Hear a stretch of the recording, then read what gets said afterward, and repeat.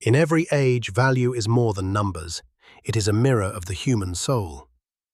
By the time Karl Marx reached London, he had lost almost everything except his conviction.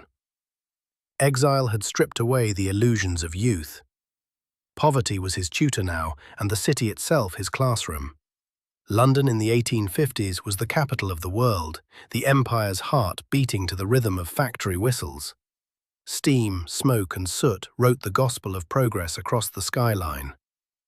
Every morning, thousands of men, women, and children vanished behind factory gates.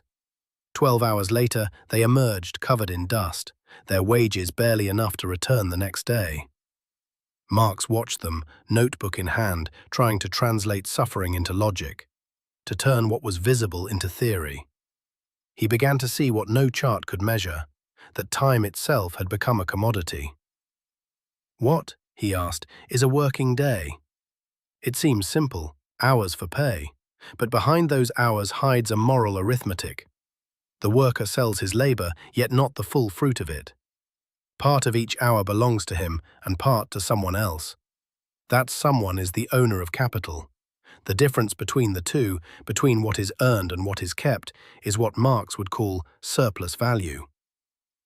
Surplus value was not a slogan. It was an X-ray of industrial civilization. The machines, the wages, the markets, all were symptoms of a deeper relation. One class living from the unpaid labor of another. To many, it was an accusation. To Marx, it was anatomy. Picture a textile mill in Manchester. A loom spins, iron rods clatter, a young girl feeds thread through the machine. For 10 hours, her hands move faster than thought. In that time, she creates value worth far more than her wage. The remainder, the invisible slice of her day, accumulates in someone else's ledger as profit. Her time becomes their capital. Marx wrote, "Labor is not a thing, but a process." And yet the modern world had made it a thing, a cost to minimize, a variable to adjust. The human hour had become interchangeable, measurable, expendable. The market rewarded efficiency, not experience. He wondered, if time can be bought and sold, what remains of freedom? Adam Smith had believed that voluntary exchange produced mutual benefit. But Marx saw that the worker and the capitalist entered the bargain from unequal ground. One owned property, the other owned only time. To refuse work was to risk hunger. Consent, he argued, meant little when necessity stands behind it. This was not envy, it was geometry. In every exchange between labor and capital, there was an asymmetry of need.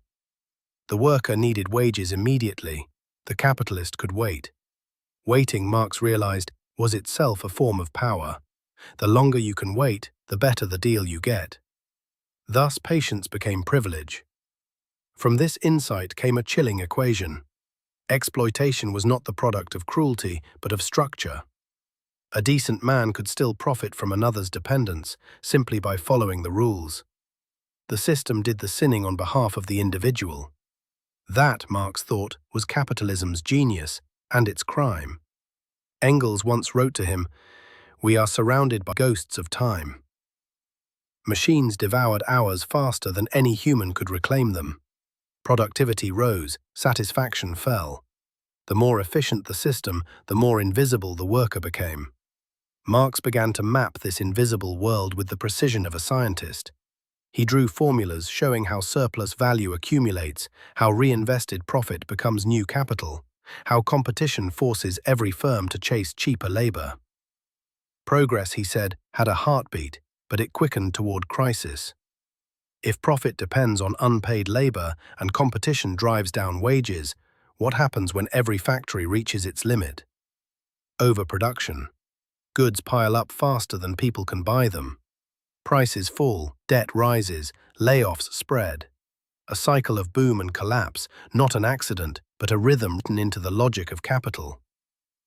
In the Grundrisse, he called it the moving contradiction. Capital's need to exploit labor while simultaneously reducing its dependence on it through machines. Each innovation liberates and enslaves at once. The loom that frees the spinner destroys her craft. The engine that multiplies output shortens the worker's life. Progress and pain march arm in arm. Still, Marx did not despise technology. He admired its creativity, its power to transform nature into artifice. What he feared was the loss of control, the moment when invention stops serving the human and begins serving the machine. The worker becomes an appendage of the engine, he wrote. The lifeless dominates the living. In that inversion, Marx saw not only economics but theology. Humanity had built an idol in iron. Every gear turned with a moral question: who does it serve? He compared the circulation of money to religion, faith in an abstract power that governs real lives. But unlike faith, the market demanded obedience without forgiveness. The Victorian press mocked him. A philosopher playing accountant, they said. But Marx knew that the moral weight of a civilization hides in its ledgers. Numbers tell stories of hunger, of risk, of silent endurance. To change the arithmetic, one must first expose it. And so he wrote Das Kapital with the patience of a clockmaker dismantling a watch. Page by page, he traced the motion of money from the workshop to the world market. He showed how value, born in labor, mutates through exchange until its origin is forgotten. The finished product seems to carry its price naturally, like fruit carries sweetness. But behind that illusion lies history, hands, hours, exhaustion. Why does the system feel self-propelling? Because, Marx argued, capital has become a social organism. It moves through people but is owned by none. Each participant depends on the others, yet none command the whole. Like a machine too vast to stop, it advances, consuming time, converting effort into motion. He saw both beauty and terror in that motion. Beauty because production reveals human creativity at scale. Terror because that creativity is alienated from its creator. The worker builds the world but owns none of it. The more he produces, the smaller he becomes in its shadow. This was Marx's paradox of progress. Every gain in efficiency could deepen inequality. Growth was no longer a measure of happiness, but of control. The invisible hand of the market, he warned, might one day close into a fist. And yet, even here, his vision carried hope. If exploitation is a structure, it can be changed. If history is built by human hands, it can be rebuilt. He believed that consciousness, the moment when workers see the pattern, could be revolutionary. Not through violence first, but through recognition. The understanding that one's life is part of a design larger than any wage slip. Philosophers have only interpreted the world, he wrote. The point, however, is to change it. For Marx, change began with awareness, the slow awakening of a class that realized it was the heart of production, yet treated as its residue. But awareness alone is fragile. He warned that the same system that exploits also distracts, offering comforts, entertainments, small luxuries to dull the sting of inequality. Freedom, he feared, would be sold back to the people in installments. Reading these pages today feels uncanny.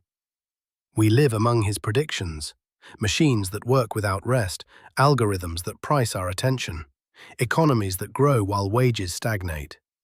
The language has changed, but the equation remains. Time still converts into value, and value still forgets the hands that made it. Marx did not want the poor to hate the rich, he wanted both to see the chain that bound them. For him, the true emancipation was not envy, but clarity. Once you understand how the system works, he believed, you can no longer serve it blindly. And yet, he also knew that breaking the chain might break the machine. Progress, once unleashed, cannot simply be reversed. The question was never whether capitalism would end, but what might replace it, and whether the next system would remember the soul that the last one forgot. His wife, Jenny, once found him staring at the fire, whispering lines from Goethe. All theory, dear friend, is grey, but green is the golden tree of life. Even he, the great critic, longed for warmth beyond theory. He sought a future where the worker's hand and the thinker's mind would no longer be strangers. In the end, surplus value was more than a formula, it was a mirror.